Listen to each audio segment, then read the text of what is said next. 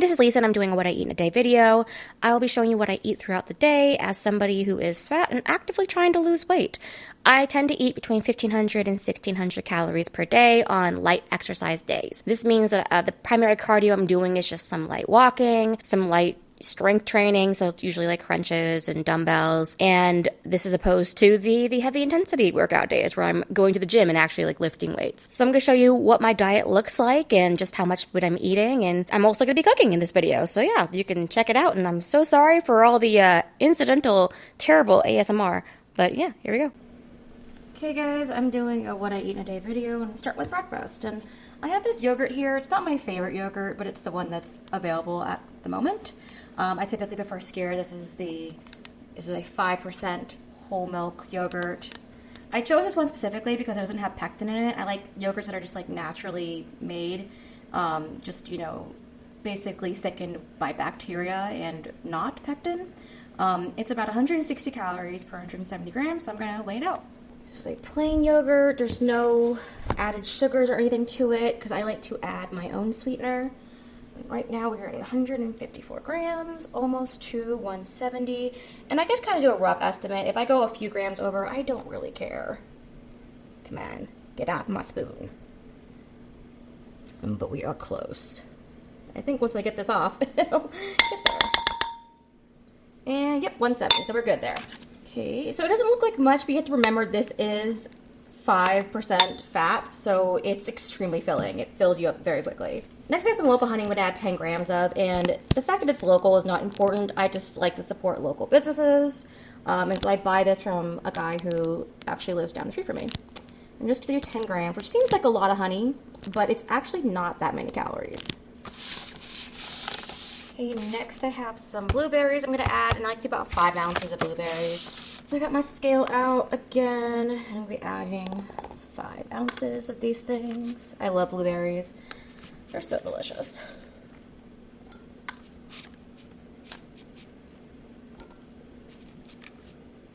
And also just like really bulks up the yogurt. Okay, 5 ounces, and I'm going to rinse them. Okay. Add the rinsed blueberries onto the yogurt and honey.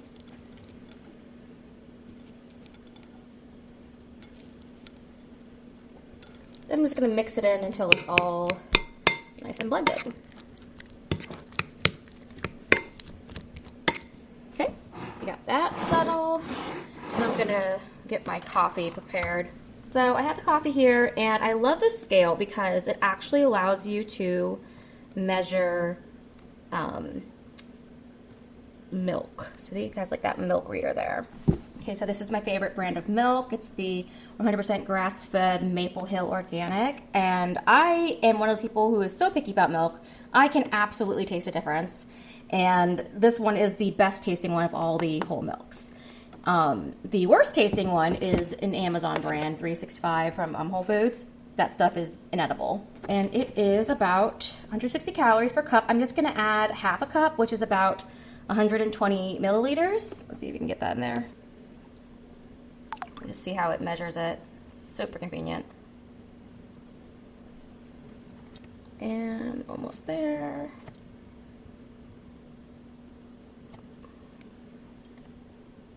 Yep, 120. Let's take a look at how many calories breakfast is. So we have 160 here, and that's 9 grams of fat. I don't care that it's saturated fat. Has 5 grams of carbohydrates, don't care that it's sugar, but 15 grams of protein, that's pretty good. And then you have the half a cup of whole milk here. That's 80 calories, so it's going to be 4.5 grams of fat, 6 grams of carbs, and 4 grams of protein. So it's about a 19 gram protein breakfast. Pretty good. Okay, the blueberries are 81 calories for 5 ounces. And believe it or not, the honey is only 30 calories for 10 grams. So that was like a lot of honey. It wasn't that many calories. And it gives you a nice little sugar boost in the morning. And it kind of, all the carbs and the fat and the protein really balance each other. This is, like I said, it's a smaller meal simply because I like to put all my calories on the back end for dinner. So we'll see what I'm having there for lunch and dinner.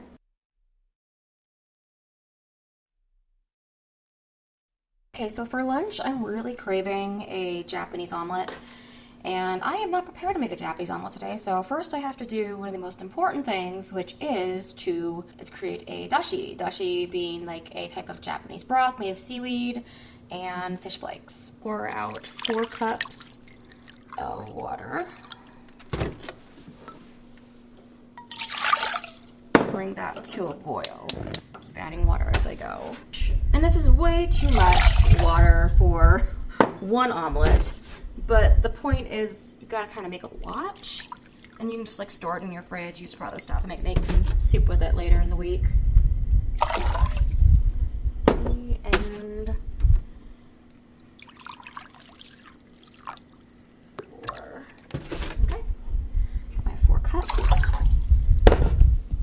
Then next thing I'm going to do, I have this dashi kombu, so it's seaweed specifically for making dashi. I just get it at the Asian market, and that's I have a whole bunch. So I'm going to put that in there, add some like broken up pieces, and that should be enough. The extra seaweedy. Now this next part is not necessary, but I just think it makes it taste more umami, taste better. These are some dry shiitake mushrooms. Let's add a few of these to the pot. So I got about, let's see, 1, 2, 3, 4, 5, let's do 6. 6 mushrooms, just gonna let it boil. Once it comes to a boil for about 15 minutes. Okay, this thing has been boiling for 10 minutes, well, or like simmering, but you know what I mean. Okay. So next thing we're going to do is we are going to add, while it's still simmering, this fish flake stuff, which is called katsuo. Some people call it bonito. The bag says katsuo, and I'm pretty sure it's like the same exact thing. And you're going to add a lot of it, okay? You're going to add a whole couple handfuls to that whole thing there. Make sure this thing is still simmering with the lid off. You see how the color has changed nicely with the mushrooms and the seaweed? Yes. Okay, so we got that. Once we start adding giant handfuls of katsuo for this. And let's go for like, there's 2, making a mess. And let's do 3. Let's do 3 whole handfuls. Just letting it boil for a second. And I have a whole bunch of Japanese people come from me in my comments, basically say I'm doing this wrong. That's fine. I think there's just certain ways people do things, and we're going to turn the heat off. And then we're going to cover it. And let it sit for an hour. See how that goes. And clean up my stove at the same time. Okay, it's now sat for an hour. You can see it's really dark. Turn some light on. Just kind of dark in here in general. And then we're going to strain it into this thing right here. Do the big glass first, just because I don't make a mess.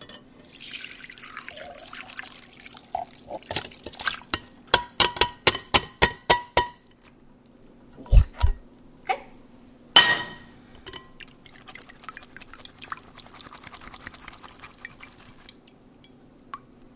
Look how nice and brothified that is. I'm going to pour it in here, and it's been sitting for an hour, so it's nice and like room temperature basically. Make sure we get all the things there, don't get the little dregs. Okay. Okay, and that is our dashi. This is fish, seaweed, mushroom broth that we are going to use to make my Japanese omelet. Okay, now to make my Japanese omelet. First things first, gonna do the eggs, and I can't hold the camera and break them at the same time, so there's going to be a cut right here. Okay, got the eggs. Now I'm going to whisk them with a fork because we ain't fancy.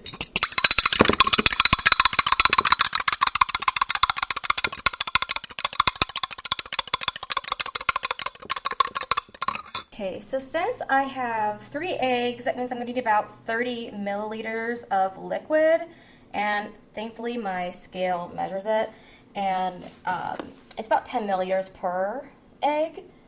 And that's what we use the dashi broth for. Let's see here. About,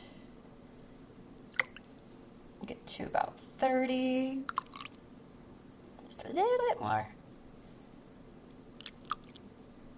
Yep, that whole pot with just that little amount of liquid, but it really does make the difference in flavor. Okay, the next liquids we're gonna add are soy sauce, just half a teaspoon. Meating, same thing, half a teaspoon. And sesame seed oil, half a teaspoon. Okay.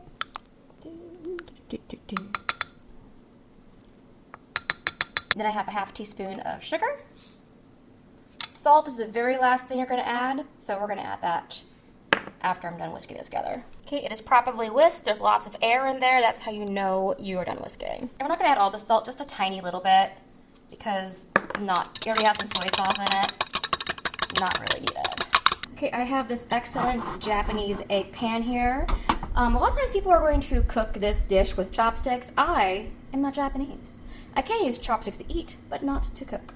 Instead, I have this handy-dandy egg spatula, which fits perfectly into here, and we're gonna let this heat up for a little bit before I start adding the egg. I have some duck fat, so I'm just do a tiny little spray on here. Just to get the pan greased. Now, the tricky thing about making a Japanese omelet is getting the egg cooked at the same time that you're not browning it, because you want it to be in a nice, like, even yellow color. We'll see if I can do it. I'm not really sure that I can, but, you know, we'll try. Even out the oil here. Okay, heating it first, and then I'm gonna lower the temperature. I like using a cast iron egg pan because it allows the temperature to evenly distribute versus like a regular egg pan. Make an idea if this is ready or not.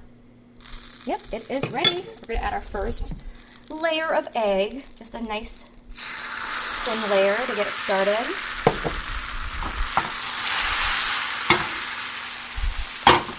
A bit more over here.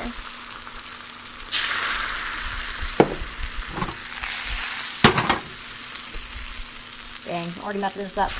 I'm holding the camera at the same time. Lay on that. Okay. And I'm gonna roll it. Okay, I'm gonna add some more.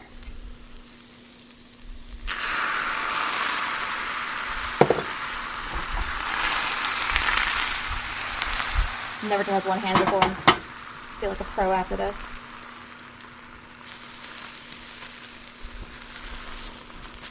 See, that's the color that you want right there, that nice pale yellow color.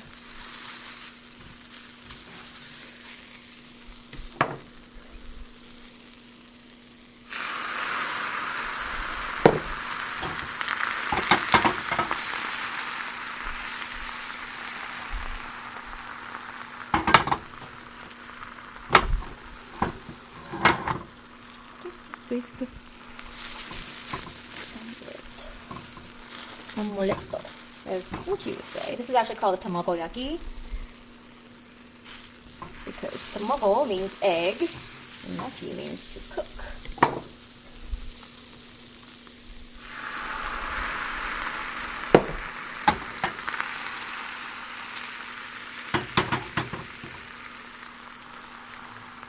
Make sure it's evenly distributed. You don't want to roll it too quickly because then the egg will break right here. Especially if you're doing a 3-egg omelet, it's kind of big.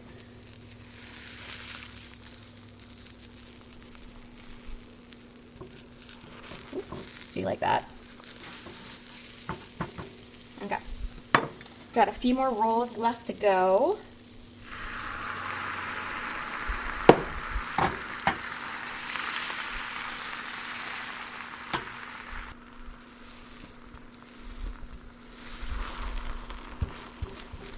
Might need another squirt of oil just to keep the egg from sticking.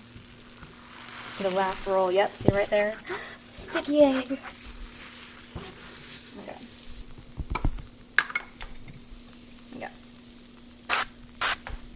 Do another roll. Looks like 2 rolls left in total. I might need 2 hands for this. My monster omelet right now. Okay, last one.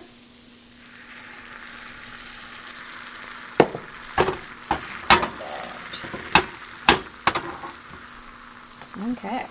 Gotta make sure it's cooking evenly.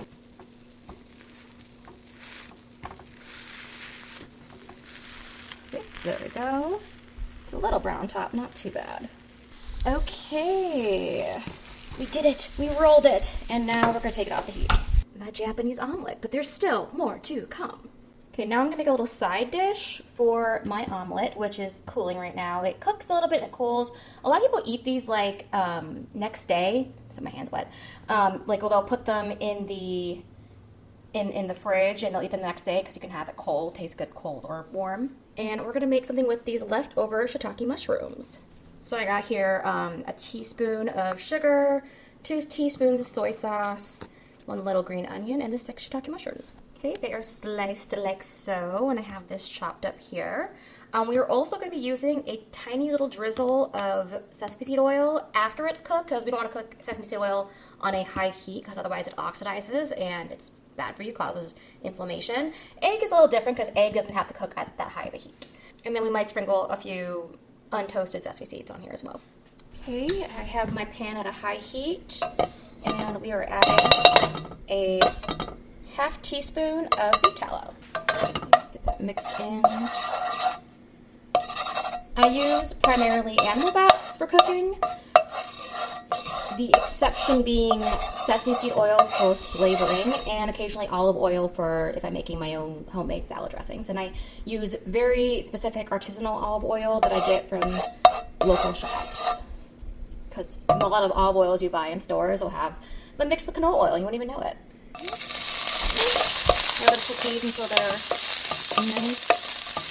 Well, they've already boiled, so they're completely cooked. You kind of want that nice, I don't know, what do you call it, crust on them, like a piece of meat.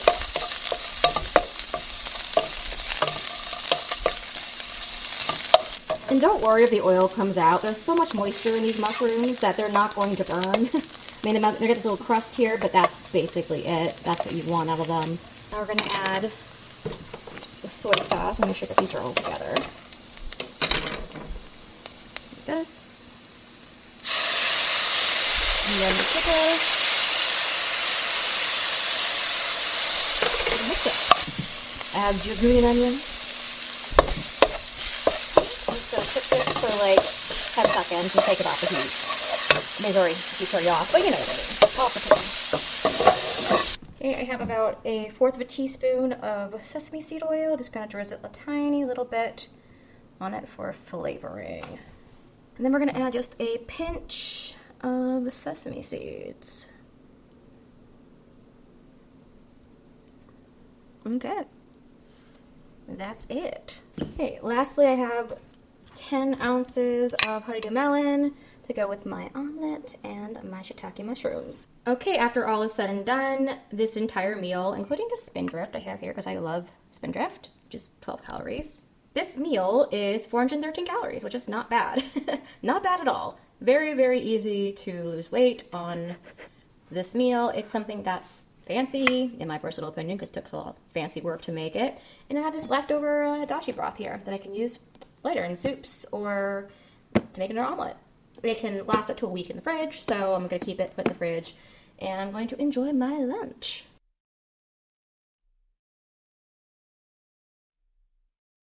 Okay, so I'm going to be cooking this steak for dinner. It's an itty bitty steak, partially because I'm cutting calories, partially because steak is expensive. I got half a teaspoon of beef tallow here that I'm using to cook the steak in. And we are putting this at a very high heat because we want this to cook very quickly. It's only about a minute and a half, 2 minutes on the pan, so you want to make sure it's as high heat as possible in order to cook both sides. Like give it that nice steak crust versus, well, you know, like weird gray steak. So I have the seasoning here. I cannot tell you what's in it. It's a family recipe. It says seasoned pepper. That is one of the ingredients. That's all you get. And I like to make my steak extra seasoned, because I am a salt lover. Yes, there's salt in it too. You don't know what else is in there.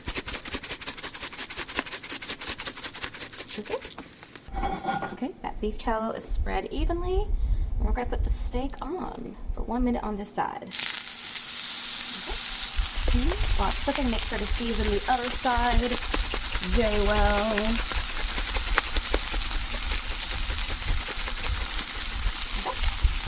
Okay, it's been about a minute. I'm going to flip the steak. That nice color in there. Don't want to overcook it. Want it around medium, is the way I like it. steak is done. Yes, it's really that quick simply because it is so thin. It's about 4.5 ounces. Okay, so while that steak is resting, I got about 19 ounces of asparagus. It's a lot of asparagus, not a lot of calories. I'll be adding a cup of water to that. Steam it and cook it at the same time. Try to fit these spears into the pan. They eventually will. Get your steak down. Like I said, I like to put most of my calories at the back end, and I have these 2 red bell peppers. I love raw red bell pepper. It's like my favorite vegetable fruit. My favorite savory fruit, I guess you could say.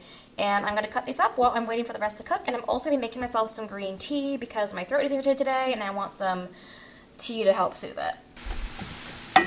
So asparagus is really, really good for you because not only is it low calorie, it has lots of vitamins and minerals, etc., but it also helps your thyroid absorb iodine. If you have thyroid issues like I do, it's like probably the best vegetable you can eat in my personal opinion. Okay, I cut so many bell peppers that this took me like literally a minute to do. like maybe a minute and a half. Checking on the asparagus again, and the steak is resting for just only a few minutes while everything is cooking, as steak is need to do. Let's see, this is how many ounces?